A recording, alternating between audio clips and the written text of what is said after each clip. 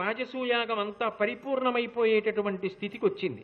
ఆ స్థితికి వచ్చినప్పుడు కార్యాకార్యముల యందు మీది పెద్దరికం, నేను ఏది చెయ్యాలో మీరు చెప్పండి, నేను ఏది చెయ్యకూడదో మీరు చెప్పండి అని ధర్మరాజు గారు ప్రారంభంలోనే భీష్ముడిని ప్రార్థన చేసి ఉన్నాడు కదా, ద్రోణాచార్యుల వారిని అర్థించి ఉన్నాడు కదా.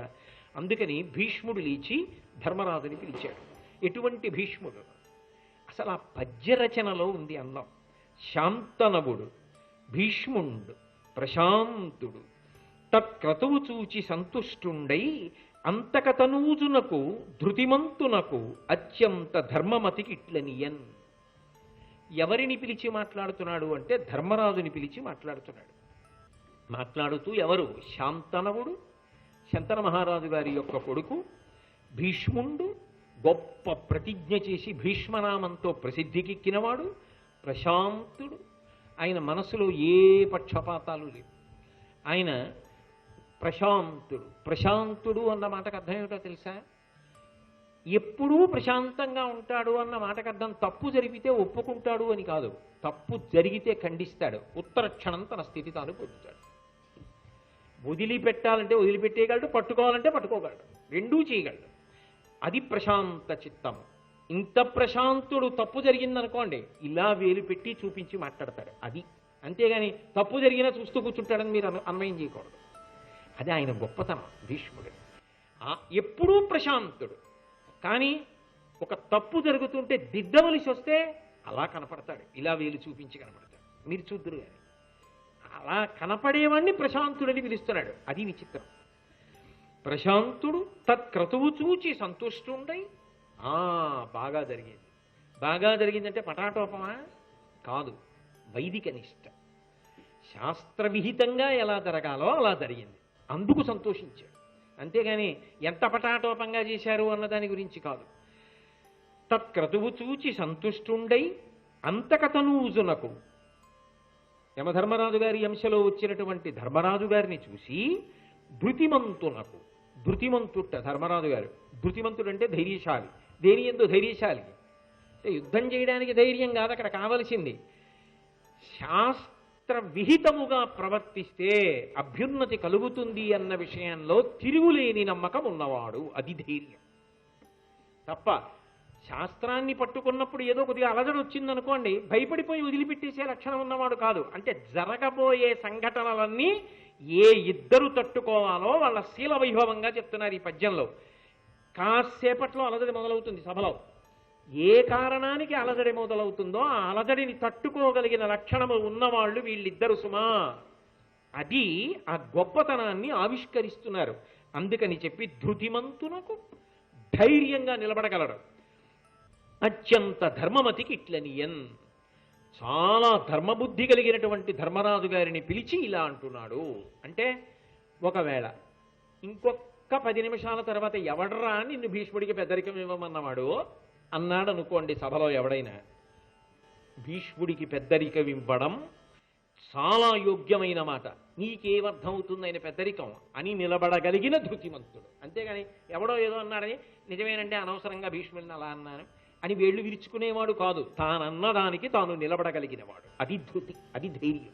అంతేగాని యుద్ధానికి వెళ్ళడానికి ఉండవలసిన ధృతి బాహ్యంలో ఆయుధాలు పట్టుకోవడానికి, మనసులో వీరులతో యుద్ధం చేయడానికి. కానీ ఇది శీల వైభవానికి ఉండవలసిన ధృతి. అటువంటి ధృతిమంతునకు ధర్మమతికి ఇట్లనియన్. భీష్మాచార్యుల వారు అటువంటి ధర్మరాజుని పిలిచి మాట్లాడుతున్నాడు. ఇటువంటి భీష్ముడు అటువంటి ధర్మరాజుని పిలిచాడు. ఆ చెప్పడంలోనే కథ రాబోయేటటువంటి విధి విధానాన్ని సూచిస్తున్నారు. ఇటువంటి వాళ్ళు కనుక కథ ఎలా మలుపు తిరుగుతుందో ఊహ చేసుకో, అర్థం చేసుకో. తొందరపడిపోయి ధర్మరాజు గారు వీళ్ళు విరిచేసుకుంటాడనో, భీష్మాచార్యుల వారు తన పెద్దరికాన్ని వదిలిపెట్టేసుకునేంత అమాయకుడనో అనుకోకు. భీష్ముడు ఏదైనా అన్నాడంటే ఆయన అన్న మాట అంత సత్యమో అయి ఉంటుంది సుమా. అన్న మాటని నిలబెట్టుకోగలిగిన ప్రజ్ఞాశాలి, వివరించగలడు, నిలబడగలడు, ఆ శక్తి ఉన్నవాడు. ధర్మరాజుని పిలిచి అన్నాడు, స్నాతకుండును, ఋత్విజుండును, సద్గురుండును, నిష్ఠుడును, భూతలేశుడు, సంయజుండును, పూజనీయులు, వీరిలో ప్రీతి నెవ్వడు సద్గుణంబుల పెద్ద అట్టి మహాత్ము విఖ్యాతు పూజితి చేయు మొక్కని కౌరవాన్వయవర్ధన. గురుకులాన్ని బాగా వృద్ధిలోకి తీసుకురావలసినటువంటి వాడా ఓ ధర్మరాజా. లోకంలో ఇంత గొప్ప క్రతువు చేసిన తరువాత సభలో ఉన్న వాళ్ళల్లో అన్ని విధాలా పూజనీయుడైన వారెవరు ఉంటారో అటువంటి వారిని వేదిక మీదకి పిలిచి గౌరవించాలి, పూజించాలి. కాబట్టి అటువంటి వారిని పూజ చెయ్యి. ఎవరిని పూజ చేయవచ్చు అంటే 6 పూజనీయులు. సభలో అటువంటి వాళ్ళు ఉంటే ఈ 6లో ఒకళ్ళని గుర్తించి అందరిలో అన్ని గుణములలో ఎక్కువ గుణములు ఉన్నవాడెవరో అటువంటి వాడిని వేదిక మీదకి పిలిచి పూజించి పంపించాలి. లేనినాడు ఆ జరిగిన సభ నిరర్థకం, ఆ జరిగిన కార్యం ముగింపు జరిగినట్లు కాదు. కాబట్టి ఏ 6 పూజనీయులు చెప్తున్నాడు. స్నాతకుండును. స్నాతకము అంటే సాధారణంగా మనం వివాహాల్లో చూస్తుంటాం, అది అని అన్వయం చేసుకోకూడదు. స్నాతకుడు అన్న మాటకు అర్థం ఏమిటంటే వేదాధ్యయనమును పూర్తి చేసి బ్రహ్మచర్యము నుండి గృహస్థాశ్రమంలోకి ప్రవేశించడానికి అప్పుడే మనసు రాక తాను తీర్థయాత్ర చేసి తీర్థములయందు స్నానము చేయడానికి అనురక్తమైన మనసు కలిగి తీర్థయాత్రకు బయలుదేరిన వాడెవరున్నాడో వాడు స్నాతక వ్రతమునందు ఉన్నవాడు అని పిలుస్తారు. అంటే వేదమంతా చదువుకుని ఉండాలి, గురువుగారికి దక్షిణిచ్చేసి బయలుదేరాలి. ఇంత చదువుకున్నాక ఇంత చదువుకున్నాను, నేను చదువుకున్న చదువు సార్థకం అవ్వడానికి పరమపుణ్యక్షేత్రములను చూస్తాను, తేజస్సు పెరగడానికి తీర్థములయందు గ్రూకులిడి స్నానం చేస్తాను అన్న ఉత్సాహంతో బయలుదేరుతున్న వాడెవరో అటువంటి వాడు స్నాతకుడు. అటువంటి స్నాతకుడు సభలో ఉంటే పిలిచి పూజ చేయవచ్చు. ఋత్విజుండును. ఆ యజ్ఞం చేయించినటువంటి వాళ్ళల్లో ఋత్విక్ అంటే ఆ మంత్రభాగాన్ని అన్వయం చేసిన వారెవరుంటారో అటువంటి వారిని పూజ చేయవచ్చు. సద్గురుండును.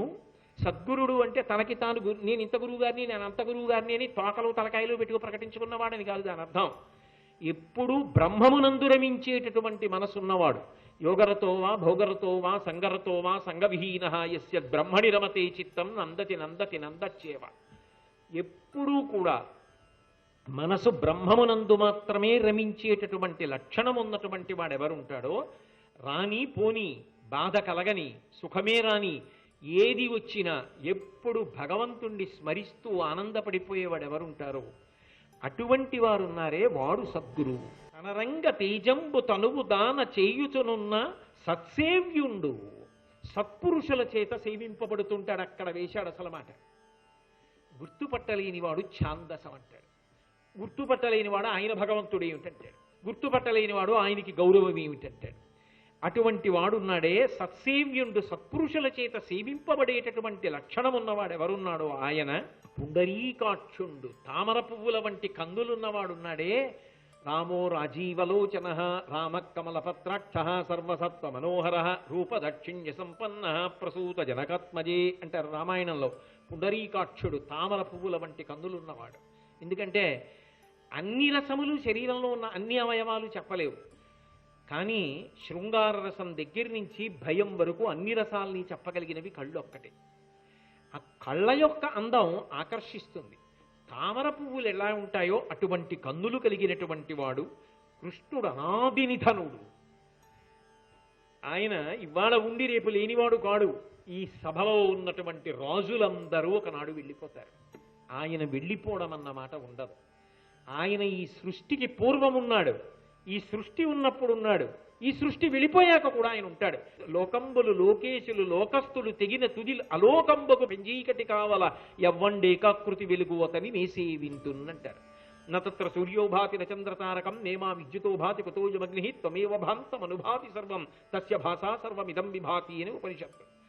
అలా ఎప్పుడూ ప్రకాశిస్తూ కాలాతీతుడై ఉండగలిగినటువంటి వాడెవరున్నాడో వాడు ఇవాళ మనతో పాటు పుట్టి పెరిగి పెద్దవాడై వికారములు పొందినవాడిగా కనపడుతూ మనలో కలిసి కూర్చున్నవాడు కృష్ణుడే. ఆయనే భగవానుడు.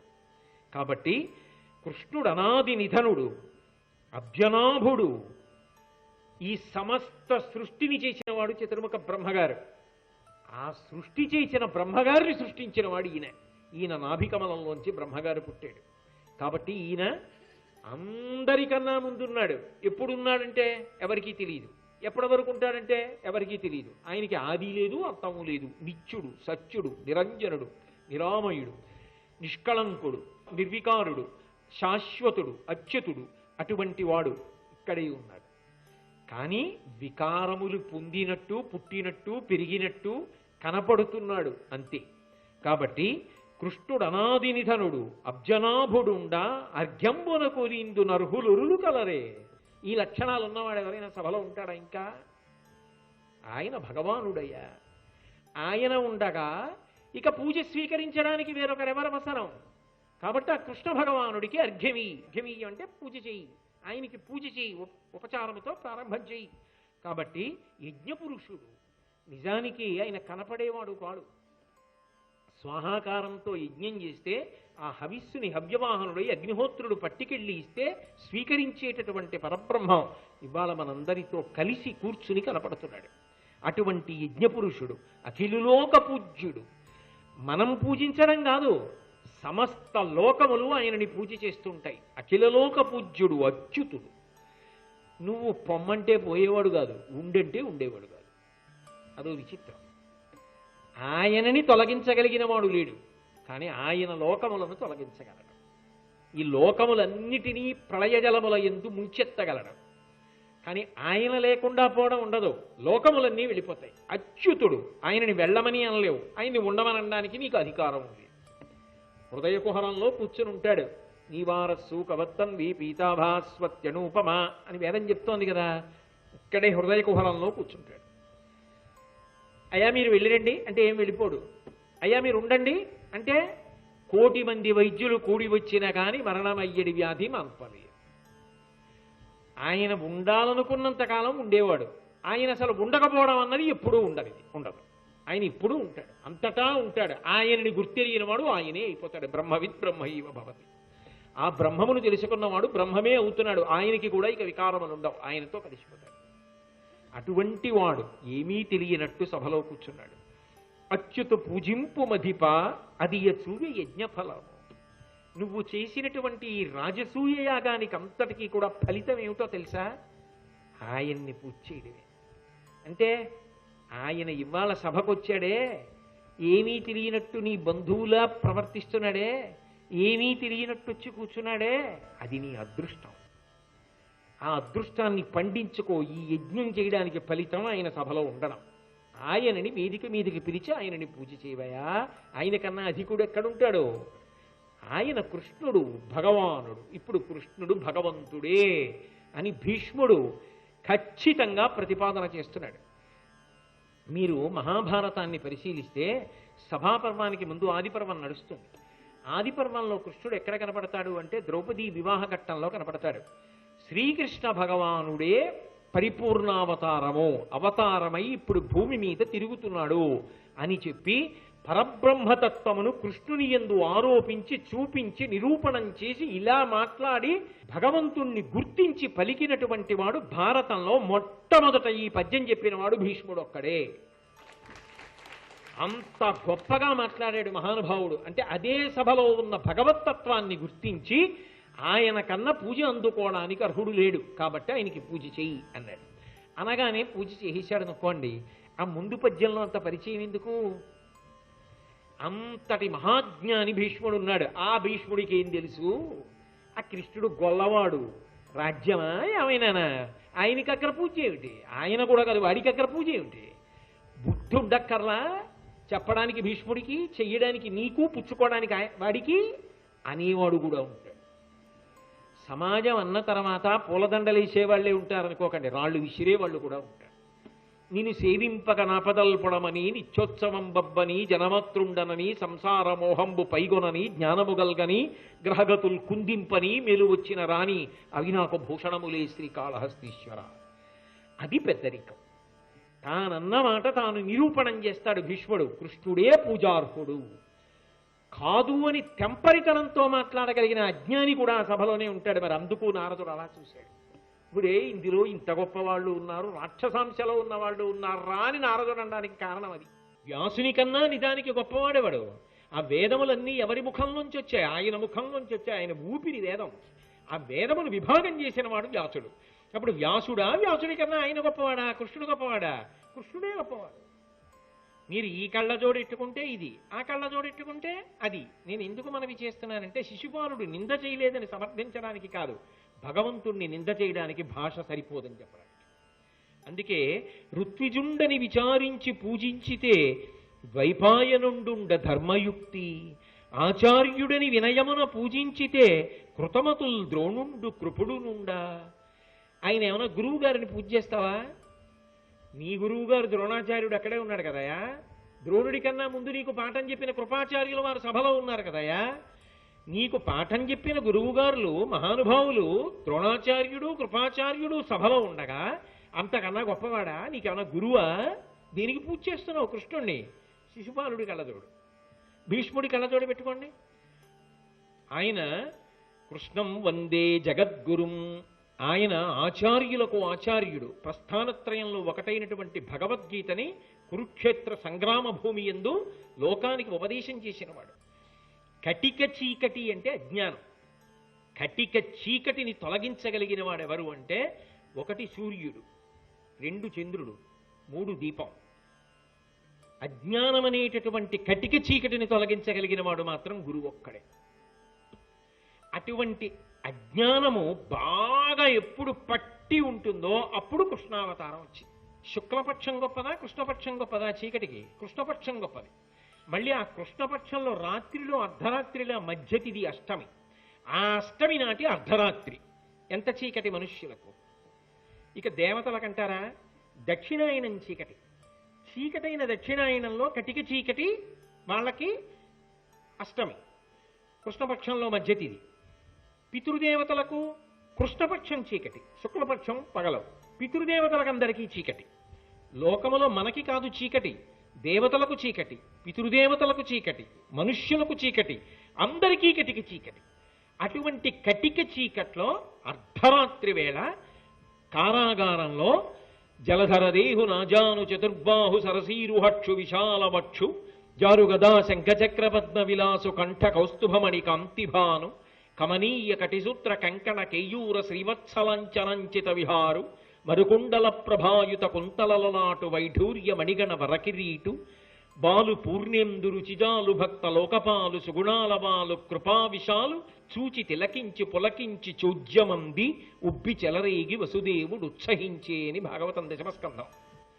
అర్ధరాత్రి వేళ ఆ చీకట్లో సహస్ర సూర్యుల పగిది 4 బాహువులతో పీతాంబరంతో కౌస్తుభమణితో వనమాలతో ఆయన అవతార స్వీకారం చేశాడు పరిపూర్ణావతారంగా.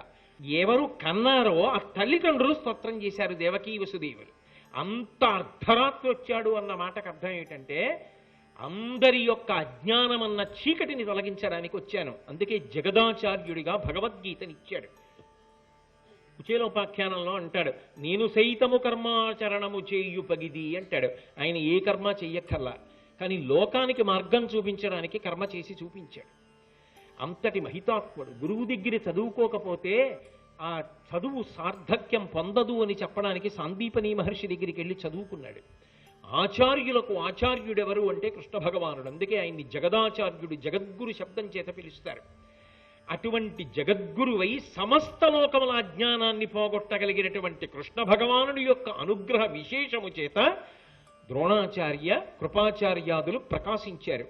గురువులకు గురువై జగద్గురువైనటువంటి కృష్ణుడు గొప్ప, వాళ్లతో పోల్చినప్పుడు ద్రోణ కృపాచార్యుల వారు గొప్ప. భీష్ముడి కళ్ళజోడులోంచి చూసినప్పుడు ఆయనే గొప్ప. ఈ పద్యం విని పొంగిపోవడానికి అవకాశం ఉంది. అందుకే భగవన్ నిందకు భాష చాలదు. అలాగే భూనాథుడనియడు బుద్ధి పూజించితే యాదవులు రాజులే అవని మీద. యాదవులకు రాజ్యాధికారం లేదు.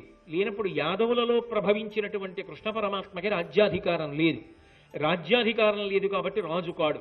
రాజు కానివాడు విష్ణువాంశ పొందినవాడు కాడు. నా విష్ణు పృథివీపతి మహారాజుగా ఉన్నాడు అంటే విష్ణువు యొక్క అంశ ప్రవేశించినందుకని పూజార్హుడు. ఇక్కడ ఇంతమంది రాజులు ఉన్నారు అంటే వీళ్ళందరూ విష్ణువాంశ పొందినవారు. వీళ్ళకి లేని పూజ కృష్ణుడికి ఎలా చేస్తావు? రాజు కాడుగా, విష్ణువాంశ లేదుగా. లేనివాడికి పూజార్హత ఎక్కడి నుంచి వచ్చింది? శిశుపాలుడి కళ్ళజోడు, భీష్ముడి కళ్ళజోడు పెట్టుకోండి. వాళ్ళు విష్ణువు యొక్క అంశలున్నవారు, విష్ణువే ఆయన. ఇక ఆయనకి కాకపోయాడు పూజ. ఈయన అంశం ఒకటి వాళ్ళల్లో కడితే వాళ్ళు పూజ, వాళ్ళందరూ రాజ్య పరిపాలన చేస్తున్నారు. అసలు ఆయన వీళ్ళకి కాదు ఇవ్వడం, దేవతలకు అధిపతి ఈయన ఇంద్రుడికి పదవినిచ్చినవాడు. అందుకే కదా ఒకనాడు ఇంద్రుడు వర్షం కురిపించడానికి ఇష్టపడక అల్లరి చేస్తే ఏకంగా కొండని చిటికిన వేలి మీద పైకెత్తి గోవర్ధనోద్ధరణం చేసి 7 రాత్రులు 7 పగళ్ళు గోపాలబాలుల్ని గోపకాంతల్ని ఆవుల్ని దూడల్ని కాపాడి బాలుండాడుతునాథపత్రమని సంభావించి పూగుత్తి కెంగేలం దాల్చిన లీలలేదగవుతో కృష్ణుండు తానం మహాశైలమ్మన్ వలకేల తల్చి విపుల ఛత్రమ్ముగా పట్టె తద్భీలాభృత్యుత దుశిలాచకిత గోపీ గోప గోపంతికిన్ అంటారు భాగవతంలో పోతన గారు. కొండని ఎత్తిపట్టి చిటికిన వేలి మీద 7 రోజుల పాటు రాళ్లవాన అంతటినీ కూడా ఆపి వాళ్ళందరినీ కాపాడాడు. ఎందుకు ఆపగలిగాడు? ఇంద్రుణ్ణి కూడా శాసించగలిగిన వాడు కాబట్టి. అందుకే ఇంద్రుడంతటి వాడు తర్వాత వచ్చి ఆయన కాళ్ల మీద పడి నిన్ను గోవిందనామంతో పట్టాభిషేకం చేస్తున్నానని వెళ్ళి కామధేనువు యొక్క పాలు తీసుకొచ్చి ఆయన మీద పోసి పట్టాభిషేకం చేశాడు. దేవేంద్రుడంతటి వాడు క్షమాపణలు చెప్పినవాడు కృష్ణ భగవానుడికి. అటువంటి కృష్ణుడు చక్రవర్తులకు చక్రవర్తి, రాజాధిరాజు, అఖండ భూమండలానికి అంతటికీ నాయకుడు, అఖిలాండ కోటి బ్రహ్మాండ నాయకుడు. ఆయనెక్కడా? కాలగతిలో వచ్చి వెళ్ళిపోయే సామాన్యులైన రాజులెక్కడా? ఇది భీష్ముడి కళ్ళజోడు. సరిపోయిందా భాష భగవంతుణ్ణి నింద చేయడానికి? కాబట్టి ఈతని వృద్ధిని ఎరిగి పూజించితే వసుదేవుడుండంగ వసుమతీశ, ఋత్విజుండని విచారించి పూజించితే ద్వైపాయనుండుండ ధర్మయుక్తి, ఆచార్యుడని వినయమున పూజించితే కృతమతుల్ ద్రోణుండు కృపుడునుండ, భూనాథుడనియడు బుద్ధి పూజించితే యాదవుల్ రాజులే అవని మీద, పూజనీయులైన పురుషుల లోపల ఎవడయ్య కృష్ణుడు? ఇంతమంది పూజనీయులుండగా ఎవడు ఈ కృష్ణుడు? ఆయనకి పూజ చేస్తానంట ఏమిటి? బుద్ధి లేని భీష్ముడు నీకు చెప్పి ఉండి ఉండవచ్చుగాక. ధర్మాన్ని విడిచిపెట్టి సభలో చేయకూడని పని చేసి సభకి అవమానం చేస్తావా? వ్యక్తిగత ప్రవర్తన వేరు, సభా గౌరవం వేరు. సభాస్వరూపాన్ని ప్రశ్నిస్తున్నాడు శిశుపాలుడు. కాబట్టి ఇట్టులేల పూజ్యులైన వారి పూజింపనొల్లక భీష్మ పనుపు చేసి బేలవైతి. ఇలా ఇంతమంది మహాత్ములందరూ సభలో ఉండగా ఒక్కడు నీకు కనపడలేదయా? వాళ్ళని పూజించకుండా ఏమైనా అంటే భీష్ముడు చెప్పాడని తీసుకొచ్చి కృష్ణుడికి పూజ చేస్తావా? ఎలా ఒప్పిందయా నీ మనసు పూజ చేయడానికి అని ఈ అవనీశ్వర ప్రవరులిందరు నిన్ను నగంగా ఇట్లుగాజేయుదే ధర్మరాజును విశేష సమాఖ్య నిరర్ధకంబు కాధీయుతయంచు, ధర్మజ నదీసుత కృష్ణుల నిగ్గులాడుచున్ పోయే సదంబు వెల్వడి సపుత్రబలుండై చైజ్యుడల్కతోన్. చీదిరాజైనటువంటి ఆ శిశుపాలుడు సభలో లేచి నిలబడి, ఈ సభలో ఇంతమంది రాజులున్నారా, కాదని కృష్ణుడికి పూజ చేస్తావా? మేమందరం చూస్తూ కూర్చోమా అంటే అది మాకు అవమానం కాదు. కాబట్టి ఎవడు పెట్టాడయా నీకు ధర్మరాజుని పేరు? అసలు ధర్మరాజు అనేటటువంటి పేరుకే అవమానం కదా నువ్వు చేస్తున్న పని. ధర్మం తప్పి చేస్తున్నవాడివి, సభాగౌరవం పాడి చేస్తున్నవాడివి. కాబట్టి ధర్మరాజును విశేష సమాఖ్య నిరర్ధకంబుగా, ఆ పేరు నిరర్ధకమైపోయేటటువంటి పని చేస్తున్నావు. ఇదే చేయవలసిన పని. ధీయుతయంచు, బాగా బుద్ధిమంతుడు ఓయ్ అని ఎత్తి పొడిచి, ధర్మజ నదీసుత కృష్ణుల ఎగ్గులాడుచు. భాగవతుల జోలికి వెళ్ళడం తొందరగా వినాశనాన్ని కొని తెచ్చుకోవడం. అందున పరమ భాగవత శ్రేష్ఠులు, అపారమైనటువంటి ధర్మానుష్ఠాన నిపుణులు భీష్మాచార్యుల వారిని, ధర్మరాజు గారిని నింద చేశాడు. పోనీ అక్కడతో ఊరుకున్నాడా? కృష్ణుణ్ణి నింద చేశాడు. భగవన్నింద భాగవత నింద రెండూ చేసి పోయే సదంబు వెల్వడి సపుత్ర బలుండై చైజ్యుడల్కతోన్. అలకతోటి, కోపంతోటి నేను సభని విడిచిపెట్టి వెళ్ళిపోతున్నానని తానొక్కడూ వెళ్ళిపోవడం కాకుండా తన పుత్రులతోటి, తన పరివారంతో, తన బలగంతో తనకు మద్దతునిచ్చే వారికి కనుసైగ చేసి వాళ్ళని తీసుకుని సభలోంచి వెళ్ళిపోవడానికి సిద్ధపడ్డాడు. ఇప్పుడు సభకి గౌరవం పోతుంది. ఎందుకని? మీరు ఇంతకుముందు సభలోంచి దుర్యోధనుడు బయటికి వెళ్ళిపోతే ధృతరాష్ట్రుడు గాంధారీదేవిని పిలిపించి మళ్ళీ దుర్యోధనుడి సభలోకి పిలిపించి సభా మర్యాదని నిలబెట్టినటువంటి వైనాన్ని విన్నారు. అలా సభ నడుస్తుండగా సభలోంచి బయటికి వెళ్ళకూడదు. అది తనకి అవమానం కాదు, సభకి అవమానం. సభకి అవమానం చేస్తే సాక్షాత్ పరమేశ్వరుడికి అవమానం చేసినట్టు. ఎందుకని అంటే సభాభ్య సభాపతిభ్యశ్చ వో నమో నమో. సభ, సభాపతి వీళ్ళిద్దరూ శివస్వరూపం అయినప్పుడు సభ నడుస్తుండగా బయటికి వెళ్ళిపోయారనుకోండి, అది సభనంతటినీ పరమశివ స్వరూపాన్ని అవమానం చేసినట్టు. కాబట్టి సభ నడుస్తుండగా బయటికి వెళ్ళకూడదు. అలా వెళ్ళిపోవడం తప్పు కనుక దిద్దాలి. ఎవరు దిద్దాలి? ఎవరు ఈ సభని ఏర్పాటు చేశాడో ఆయన దిద్దాలి. చిక్కడు సిరికౌగిటిలో చిక్కడు సనకాది యోగి చెప్తబ్జములం చిక్కడు శృతిలతి కావడి చిక్కెనతడు లీల తల్లి చేతన్ రోలర్. వేదమంత్రములకు దొరకడు. ఆఖరికి లక్ష్మీదేవి కౌగిటికి దొరకడు.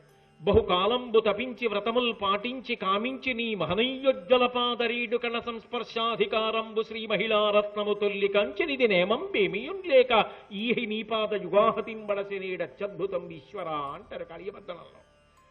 ఆవిడ అన్ని వ్రతాలు చేసింది. వ్రతము దేవగురు ద్విజన్మభుల సేవల్ దాన ధర్మాదులన్ గత జన్మంబుల ఈశ్వరున్ హరిజగత్ కళ్యాణు కాంక్షించి చేసితి నేనిన్ వసుదేవనందనుడు నా చిత్తీశుడవుగాక నిర్జితులైపోదురుగాక సంగరములో చేదీశ ముఖ్యాధముల్ అని ఒకనాడు రుక్మిణీదేవిగా ఉపాసన చేసింది. అనగా ఆదిలక్ష్మి అయిన రుక్మిణితోడ క్రీడ సల్పుచున్న కృష్ణు చూచి పట్టణంబులోని ప్రజలుల్లసిల్లిరి ప్రీతులగుచు ముక్త భీతులగుచు. శ్రీ ఉమామహేశ్వర బ్రహ్మార్పణ.